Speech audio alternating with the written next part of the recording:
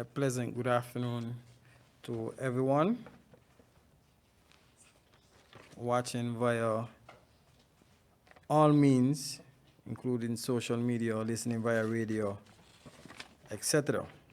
Welcome to this another briefing of the National Emergency Operations Center. I want to continue the dialogue that my colleagues before me have had regarding compliance. Today we would have had a very successful meeting with members of cabinet and also members of the Chamber of Industry and Commerce. Okay, and one of the advice that we were speaking about is compliance, and that is the business sector in particular, the private sector. And we want to again appeal to the restaurants, bars, business places in general about the compliance. We have seen over the few months that wearing your mask, being compliant with the hygiene protocols are some of the non-pharmaceutical means in terms of us becoming more resilient towards this virus, which I have said over and over, we have to learn to live with. That's the reality. So we have to wear a mask, and the majority of individuals we are seeing either have the mask in their pockets, in their hands, under the chin, and sometimes even on the forehead. It's just one of the means for us to protect ourselves. We are discussing reopening the borders, and these are some of the things that we're going to have to do. Again, the social distancing, if you go by most business places right now, you will see that the markers themselves that they have at 6 feet, thereabout, the markers are worn out, and persons just refuse to reestablish the marking system. And we need these systems. These are some of the things that we just need in order for us to coexist with this virus. And these things are regulated.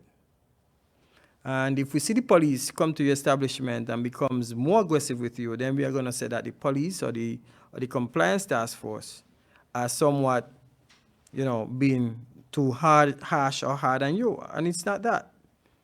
We need to develop the behavior now. We need to change the culture. This requires a cultural change in us from the way we used to do things to how we need to do things going forward. It's very important. Hand washing, sanitizing. I think my hands have turned white from the sanitizing that I have been doing.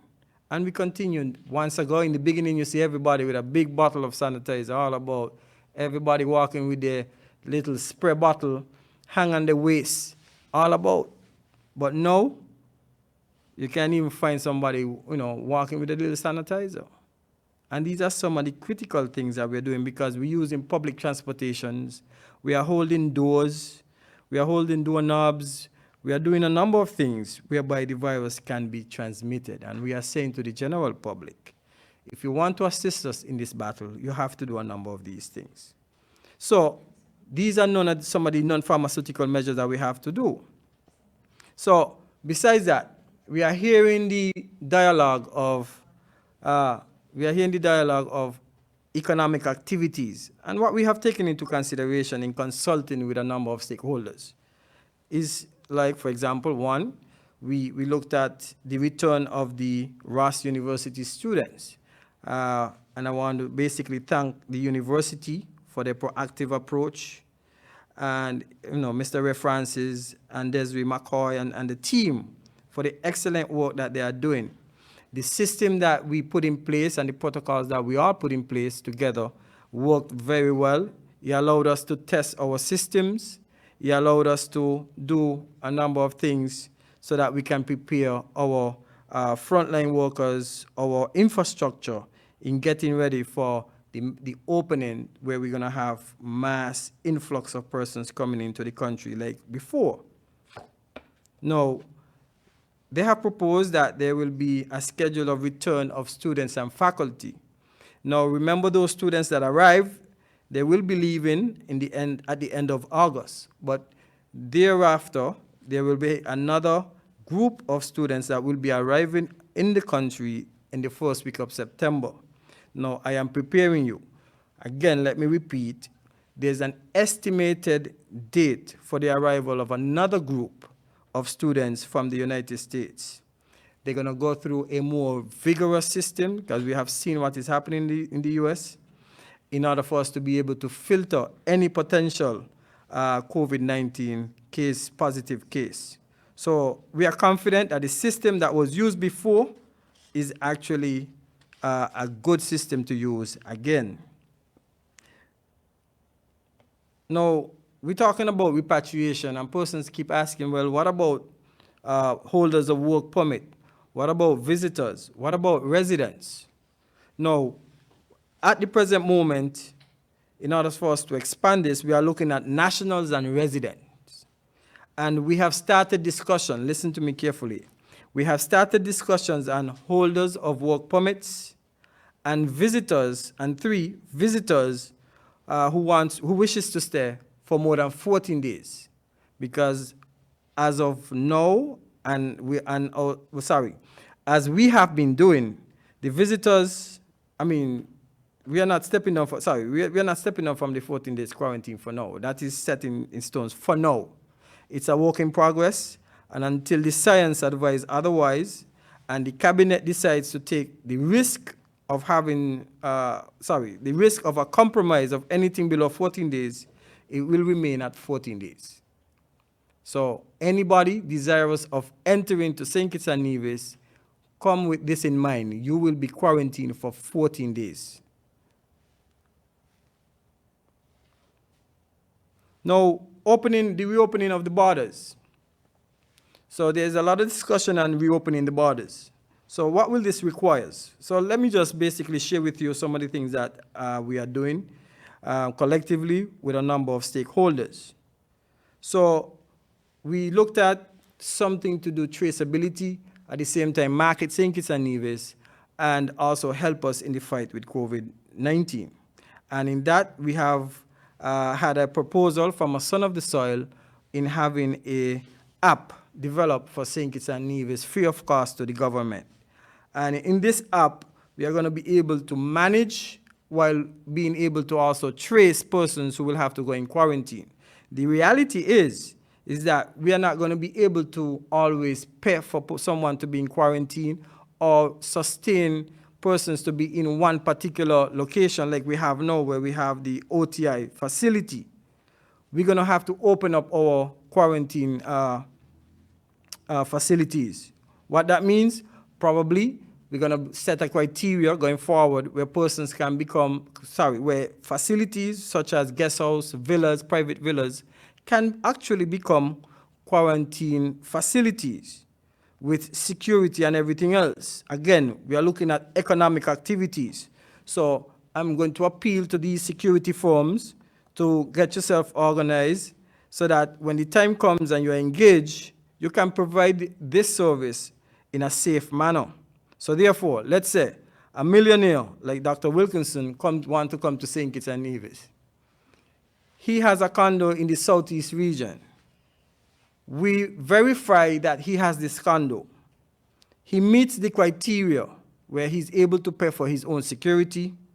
He understands that he cannot move. He will need to have someone to bring the supplies to his home until that 14-day period is over. He will be subjected to having the app downloaded on his phone. He's going to be subjected to having the police patrol now and again, pay him a visit now and again. Not that they're going to see him physically, but at least they will pass by the home. And also ensure that he has private security accredited by the task force and by extension the government to monitor the movements 24/7 right at the property. Once you are able to meet those criteria, then you are able to quarantine in your villa. No, quarantining in your villa doesn't mean that it gives you a passport to go all over the place. That's not going to be so. Because the only passport that will give you, if you break the regulation, is straight to a cell. That's the only passport you will get if you don't comply with the regulation. So these are some of the possibilities that we are exploring in order to make us viable. And that's the true reality, because we are not going to be able to quarantine persons the way we are for a long period of time. I'm speaking about long term. So if that comes to bear, I think it will create more economic opportunities for individuals, and also we may attract also other investors. So we have the app, and the app is almost 90 to 95% completed. We're going to do some more consultation, and after doing some more consultation, then we're going to have the official launch of this app. So then, besides the app, what else are we going to use in opening our borders? Let's look at some of the equipment that we're going to be needing. Now, you arrive into St. Kitts and Nevis. You have to come off of the aircraft, enter into the buildings. But before you enter into the building and engage with our border agencies, such as Immigration and Customs, we are saying, listen, you engage technology. What's the technology? Touchless kiosk. So you walk up to the touchless kiosk. The kiosk will screen you. That's the first set of, that's the first process. So the kiosk will screen you. As the kiosk screens you, it gathers all the information necessary for all the frontline agencies that needs to have that information, in particular the health, port health and health. Now, after you are screened by this high-end technology, and the reason why we need to use high-end technology is because we have to remain competitive in the market. We want to give visitors and citizens and residents alike the best experience in entering into St. Kitts and Nevis under the COVID-19 new norm. So the technology takes all this information from you, so you finish with the screening. From the screening, you will then move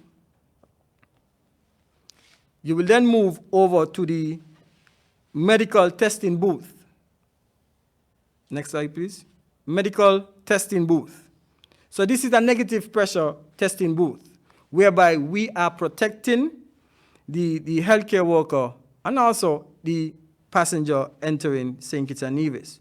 So therefore, as you can see on your screen, there will be little to no contact between the passenger and the healthcare worker. So the healthcare worker will enter his hands through his or her hands through the gloves, as is right there, take the sample, and after they take the sample, then the sample will be processed further. So you go one, screening using the technology, where all your medical information, your temperature is taken. Secondly, you move right there to the medical testing booth. After you go to the medical testing booth, then we will have cameras actually picking up temperatures as well, so that if we miss you one way, we're going to pick you up the other way. And what will happen if you have a high temperature, if you go back one slide, please. If you have a high temperature, the camera then will register an alarm.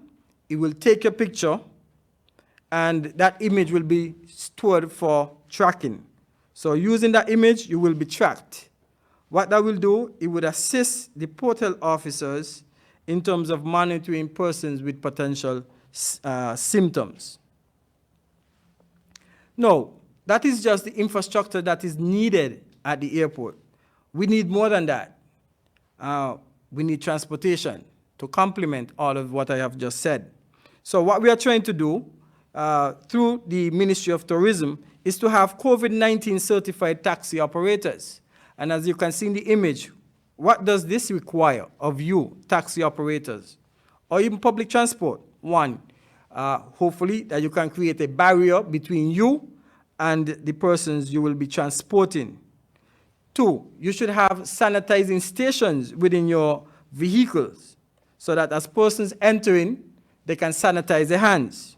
Three, ensure that you wear a mask and persons entering into your vehicle will be wearing masks. And if necessary, the driver should be wearing gloves when handling money or even handling the suitcases, ensuring that they change these gloves ever so often.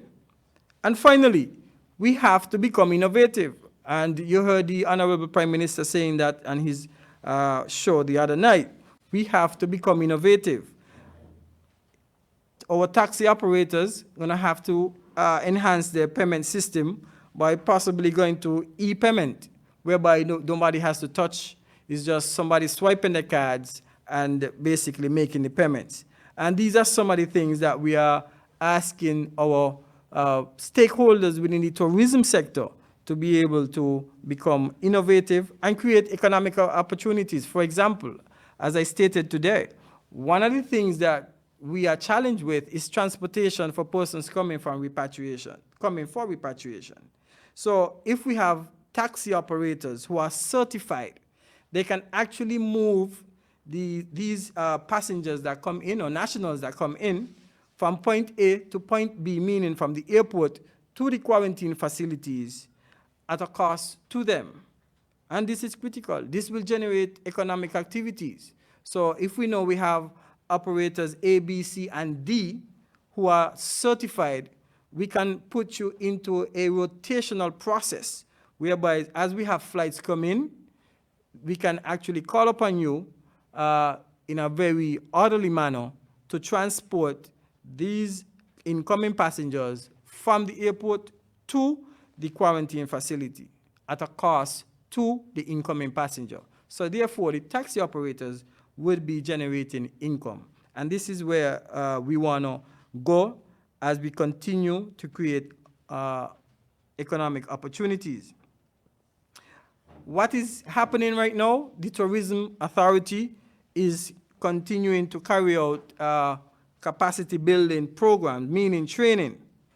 We have to prepare the general public, the workers at the airport, at the hotels, for them to be able to perform under this new norm. What does this mean? Considering room service, looking at the persons who are going to be doing laundry, the cleaning process, sanitization process, and looking at a number of things that are going to be required for visitors to stay in hotels and guest houses and villas, because it's not going to be the new norm. You can actually create cleaning services that provide professional cleaning services. That is something that is going to be necessary. What about laundry? Persons staying in these places is not the same old norm of doing things. It's a new norm of doing things. So a number of economic opportunities can be created from this situation. So I want to appeal to the general public to become innovative in ways in which you can actually become economically active in terms of fighting this COVID-19 disease and adapting to the new norm. It's going to require the citizens and residents to change the cultural norm of operations in St. Kitts and Nevis. Now, as we move to the hurricane preparedness tip, the beautiful thing about it is that the Atlantic right now is very quiet. It's harmonious. There is no apparent threat right now to the Caribbean chain of islands. So therefore, please continue to prepare. Look at your plan, revise your plan, and if you don't have a plan, create a plan. Use the opportunity that we had the other day to validate where you're at in terms of preparedness so that you can respond. I must commend, before I end, the general public and to some extent the private sector for their response the other day when we had the system passing nearby. As you realize, as soon as it passed the Caribbean, well, let me say the Leeward Islands, it turned into a hurricane, which is Hurricane Isaac. That in itself shows you the dynamism of weather, and therefore we must not take, Isaias, sorry, I said Isaac, unless Roy Williams is correcting me. Isaias, okay? So, Isaiah, right, sorry, let's why thank you very much. Hurricane Isaiah that reached category 1. So thank you very much for listening, and we do look forward for your questions and engagement. Thank you. Sorry, let's why before you come, I just want to acknowledge this group of persons that was brought to my attention. It says here, with your permission, let me read, please. Dear Mr. Samuel, first of all, let me congratulate the National Emergency Operations Center and the efficient way in which you set out the plan in St. Kitts and Nevis for the fight and prevention of COVID-19. And I must also, also acknowledge the Health Emergency Operations Center, which is the HEOC. The St. Kitts Home Economics Association is pleased today to hand over this check in the amount of 5,000 Eastern Caribbean dollars. This association wish is that this donation help in the purchasing of personal protection equipment, PPE, for all persons who have to be on the front line in the event there is a case of COVID-19. I guess what was meant a positive case of COVID-19. We, the members of St. Kitts Home Economics Association and the retired home economics teachers are very concerned about this virus, and we feel very proud to be a part of the fight and prevention. Yours sincerely, the St. Kitts Home Economics Association. It was signed by Eileen Woods, Patricia Rogers, and Delia John. So thank you very much to the St. Kitts Home Economic Association for their contribution.